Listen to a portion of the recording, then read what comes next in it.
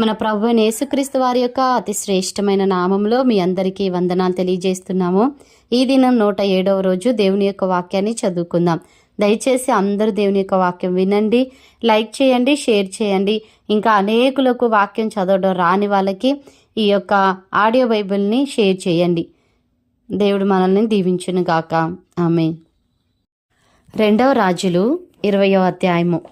ఆ దినములలో హిజ్కియాకు మరణకరమైన రోగము కలుగగా ఆమోజు కుమారుడును ప్రవక్తయునైన యెషయా అతని యొద్దకు వచ్చి, నీవు మరణమవుచున్నావు, బ్రతుకవు గనుక నీవు నీ ఇల్లు చక్కబెట్టుకొనుమని యెహోవా సెలవిచ్చుచున్నాడని చెప్పగా, అతడు తన ముఖము గోడతట్టు త్రిప్పుకొని, యెహోవా, యథార్థ హృదయుడనై సత్యముతో నీ సన్నిధిని నేనెట్లు నడుచుకొంటినో, నీ దృష్టికి అనుకూలముగా సమస్తమును నేనెట్లు జరిగించితినో కృపతో జ్ఞాపకం చేసుకొనుమని హిజ్కియా కన్నీళ్లు విడుచుచు యెహోవాను ప్రార్థించెను. యెషయా నడిమిశాలలో నుండి అవతలకు వెళ్ళక మునిపే యెహోవా వాక్కు అతనికి ప్రత్యక్షమై ఈలాగు సెలవిచ్చెను, నీవు తిరిగి నా ప్రజలకు అధిపతి అయిన హిజ్కియా యొద్దకు పోయి అతనితో ఇట్లనుము, నీ పితరుడైన దావీదునకు దేవుడగు యెహోవా నీకు సెలవిచ్చినదేమనగా, నీవు కన్నీళ్లు విడుచుట చూచితిని, నీ ప్రార్థన నేను అంగీకరించి ఉన్నాను, నేను నిన్ను బాగు చేసేదను. 3వ దినమున నీవు యెహోవా మందిరమునకు ఎక్కిపోవుదువు.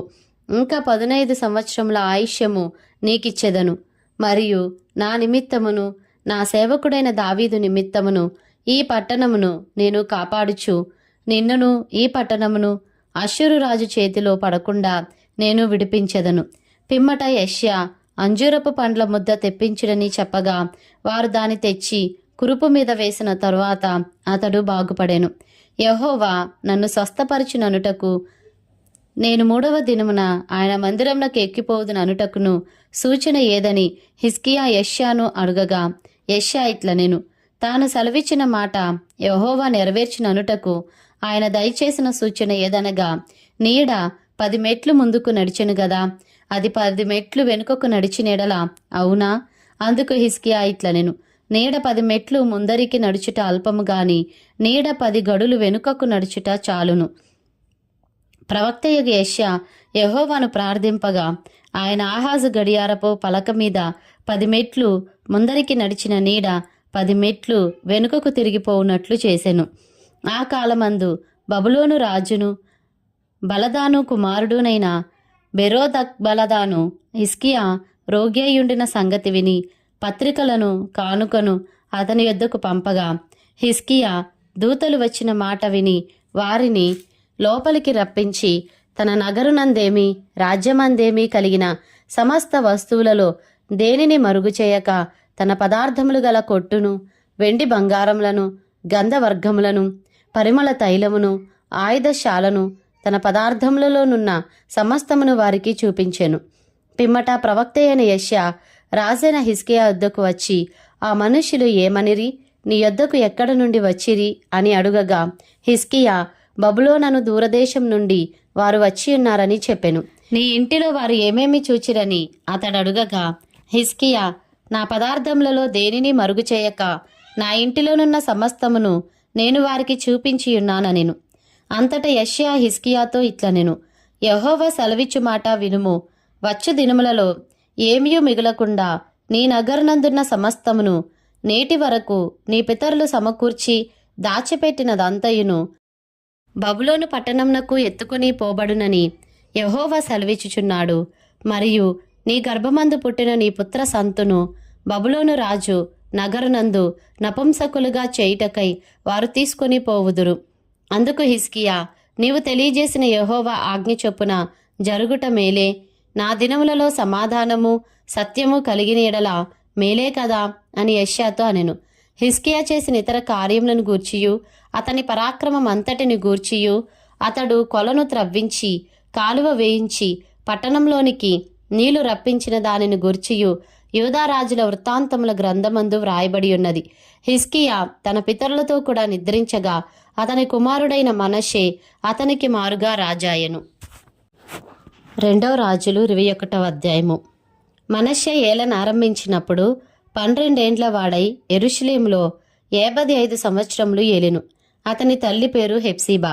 అతడు యెహోవా దృష్టికి చెడుతనము జరిగించుచు ఇశ్రాయేలీయుల ఎదుట నిలవకుండా యెహోవా వెళ్ళగొట్టిన జనములు చేసినట్లు హేయక్రియలు చేయుచూ వచ్చెను. తన తండ్రి అయిన హిజ్కియా పడగొట్టిన ఉన్నత స్థలములను అతడు తిరిగి కట్టించి బయలుదేవతకు బలిపీఠములను కట్టించి ఇశ్రాయేలు రాజైన ఆహాబు చేసినట్లు దేవతా స్తంభములను చేయించి నక్షత్రములకు మ్రొక్కి వాటిని పూజించుచుండెను.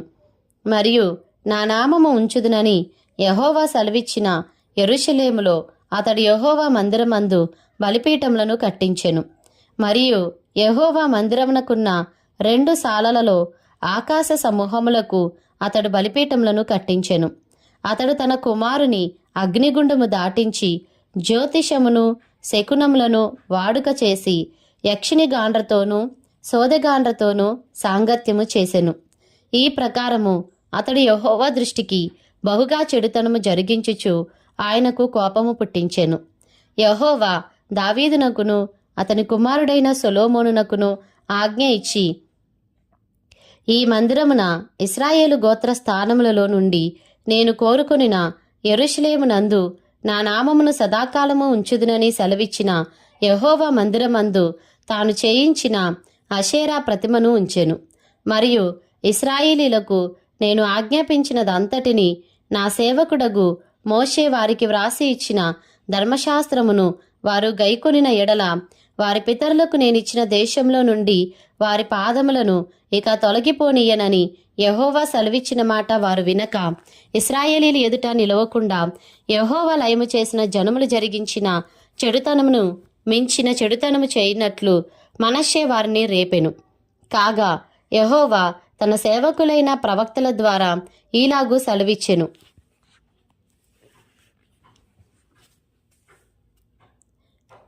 యూదారాజైన మనష్షే ఈ హేయమైన కార్యములను చేసి తనకు ముందున్న అమోరీలను మించిన చెడు నడత కనపరిచి తాను పెట్టుకొనిన విగ్రహముల వలన యూదావారు పాపము చేయుటకు కారకుడాయెను. కావున ఇశ్రాయేలీల దేవుడైన యెహోవా సెలవిచ్చినదేమనగా, వినువాని 2 చెవులు గింగురుమనునంత కీడు యెరూషలేము మీదికిని యూదావారి మీదికిని రప్పించుచు నేను షోమ్రోనును కొలిచిన నూలును ఆహాబు కుటుంబీకులను సరిచూచిన మట్టపు గుండును యెరూషలేము మీద సాగలాగుదును. ఒకడు పల్లెమును తుడిచినప్పుడు దాని బోర్లించి తుడిచినట్లు నేను యెరూషలేమును తుడిచివేసెదను. మరియు నా స్వాస్థ్యములో శేషించిన వారిని నేను త్రోసివేసి వారి శత్రువుల చేతికి వారిని అప్పగించెదను. వారు తమ పితరులు ఐగుప్తు దేశంలో నుండి వచ్చిన నాట నుండి నేటి వరకు నా దృష్టికి కీడు చేసి నాకు కోపము పుట్టించుచున్నారు గనుక వారు తమ శత్రువులందరి చేత దోచబడి నష్టము నొందుదురు. మరియు మనష్షే యెహోవా దృష్టికి చెడు నడత నడిచి యూదావారిని పాపములో దింపినది గాక యెరూషలేమును ఈ కొన నుండి ఆ కొన వరకు రక్తముతో నిండునట్లు నిరపరాధుల రక్తమును బహుగా ఒలికించెను. మనష్షే చేసిన ఇతర కార్యములను గూర్చియు అతడు చేసిన దానినంతటిని గూర్చియు అతడు చేసిన దోషమును గూర్చియు యూదారాజుల వృత్తాంతముల గ్రంథమందు వ్రాయబడి ఉన్నది. మనష్షే తన పితరులతో కూడా నిద్రించి ఉజ్జా యొక్క తోటలో తన నగరు దగ్గర సమాధి చేయబడెను. అతని కుమారుడైన ఆమోను అతనికి మారుగా రాజాయెను. ఆమోను ఏలనారంభించినప్పుడు 22 ఏండ్ల వాడై యెరూషలేమునందు 2 సంవత్సరములు ఏలెను. అతని తల్లి యొట్బయూరివాడగు హారూను కుమార్తె అయిన మెషిల్లెమెతు. అతడు తన తండ్రి అయిన మనష్షే నడిచినట్లు యెహోవా దృష్టికి చెడు నడత నడిచెను. తన పితరుల దేవుడైన యెహోవాను విసర్జించి యెహోవా మార్గమందు నడువక తన తండ్రి ప్రవర్తించినట్లు తానును ప్రవర్తించుచు తన తండ్రి పూజించిన విగ్రహములను తానును పూజించెను. ఆమోను సేవకులు అతని మీద కుట్ర చేసి అతని నగరునందు అతని చంపగా దేశపు జనులు రాజైన ఆమోను మీద కుట్ర చేసిన వారినందరినీ చంపి అతని కుమారుడైన యోషియాకు అతనికి మారుగా పట్టాభిషేకము చేసిరి. ఆమోను చేసిన ఇతర కార్యములను గూర్చి యూదారాజుల వృత్తాంతముల గ్రంథమందు వ్రాయబడి ఉన్నది. ఉజ్జా యొక్క తోటలో అతనికి కలిగిన సమాధి యందు అతడు పాతిపెట్టబడెను. అతని కుమారుడైన యోషియా అతనికి మారుగా రాజాయెను. 2వ రాజులు 22వ అధ్యాయము. యోషియా ఏలనారంభించినప్పుడు 8 ఏండ్ల వాడై యెరూషలేమునందు 31 సంవత్సరములు ఏలెను. అతని తల్లి బొస్కతు ఊరివాడగు అదాయాకు కుమార్తె అయిన యెదీదా. అతడు యెహోవా దృష్టికి యథార్థముగా నడుచుచు కుడి ఎడమలకు తిరుగక తన పితరుడగు దావీదు చూపిన ప్రవర్తనకు సరిగా ప్రవర్తించెను. రాజైన యోష్యా ఏలుబడిలో 18వ సంవత్సరమందు మెషుల్లామునకు పుట్టిన అజల్యా కుమారుడును శాస్త్రీయునైన షాఫానును యెహోవా మందిరమునకు పొమ్మని చెప్పి రాజు అతనితో ఈలాగు సెలవిచ్చెను. నీవు ప్రధాన యాజకుడైన హిల్కియా యొద్దకు పోయి ద్వారపాలకులు జనుల యొద్ద వసూలు చేసి యెహోవా మందిరములో ఉంచిన రొక్కపు మొత్తము చూడమని అతనితో చెప్పుము. యెహోవా మందిరపు పనికి అధికారులై పని జరిగించు వారి చేతికి ఆ ద్రవ్యమును అప్పగించిన తరువాత యెహోవా మందిరం అందలి శిథిలమైన స్థలములను బాగుచేయుటకై యెహోవా మందిరపు పనిచేయు కూలివారికి వారు దానిని ఇయ్యవలననియు వడ్లవారికిని శిల్పకారులకును కాసెపని వారికిని మందిరమును బాగుచేయుటకై మ్రానులనేమి చెక్కిన రాళ్ళనేమి కొనుటకును ఇయ్యవలననియు తెలియజెప్పుము. ఆ అధికారులు నమ్మకస్తులని వారి చేతికి అప్పగించిన ద్రవ్యమును గూర్చి వారి యొద్ద లెక్కపుచ్చుకొనకుండిరి. అంతటా ప్రధాన యాజకుడైన హిల్కియా యెహోవా మందిరమందు ధర్మశాస్త్ర గ్రంథము నాకు దొరికినని షాఫాను అను శాస్త్రితో చెప్పి ఆ గ్రంథమును షాఫానునకు అప్పగించెను. అతడు దానిని చదివి రాజునొద్దకు తిరిగి వచ్చి, మీ సేవకులు మందిరమందు దొరికిన ద్రవ్యమును సమకూర్చి యెహోవా మందిరపు పని విషయంలో అధికారులై పని జరిగించు వారి చేతికి అప్పగించిరని వర్తమానము తెలిపి, యాజకుడైన హిల్కియా నాకొక గ్రంథం అప్పగించినని రాజుతో చెప్పి ఆ గ్రంథమును రాజు సముఖమందు చదివెను. రాజు ధర్మశాస్త్రము గల ఆ గ్రంథపు మాటలు వినినప్పుడు తన బట్టలు చింపుకొనెను. తరువాత రాజు యాజకుడైన హిల్కియాను, షాఫాను కుమారుడైన అహీకామును, మీకాయా కుమారుడైన అక్బోరును, షాఫాను అను శాస్త్రిని, అసాయా అను రాజసేవకులలో ఒకనిని పిలిచి ఆజ్ఞాపించినదేమనగా, మీరు పోయి దొరికిన ఈ గ్రంథపు మాటలను గూర్చి నా విషయంలోనూ జనుల విషయంలోనూ యూదా వారందరి విషయంలోనూ యెహోవా యొద్ద విచారణ చేయుడి. మన పితరులు తమ విషయంలో వ్రాయబడియున్న దానంతటి ప్రకారము చేయక ఈ గ్రంథపు మాటలను వినని వారైరి గనుక యెహోవా కోపాగ్ని మన మీద ఇంత అధికముగా మండుచున్నది. కాబట్టి యాజకుడైన హిల్కియాయును, అహికామును, అక్బోరును, షాఫానును, అసాయాయును ప్రవక్త్రియగు హుల్దా యొద్దకు వచ్చిరి.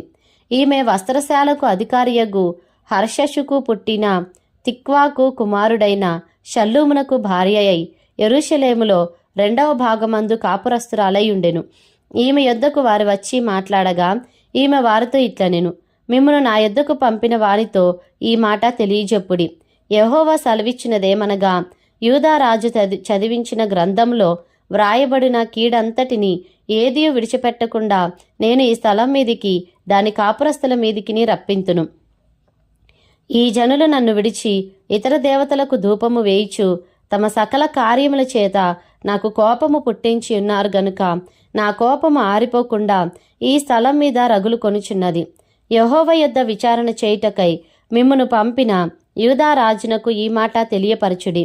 ఇశ్రాయేలీల దేవుడైన యెహోవా సెలవిచ్చినదేమనగా, ఈ స్థలము పాడగుననియు దాని కాపురస్తులు దూషణాస్పదులగుదురనియు నేను చెప్పిన మాటలను నీవు ఆలకించి మెత్తని మనసు కలిగి యెహోవా సన్నిధిని దీనత్వము ధరించి నీ బట్టలు చింపుకొని నా సన్నిధిని కన్నీళ్లు రాల్చితివి గనుక నీవు చేయు మనవిని నేను అంగీకరించియున్నాను. నేను నిన్ను నీ పితరుల యొద్ద చేర్చుదును. నీవు నెమ్మది నొందిన వాడవై సమాధికి చేర్చబడుదువు. నేను ఈ స్థలం మీదికి రప్పింపబో కీడును నీవు నీ కన్నులతో చూడనే చూడవు. ఇదే యెహోవా వాక్కు. అంతటా వారు ఈ వర్తమానమును రాజునొద్దకు తెచ్చిరి.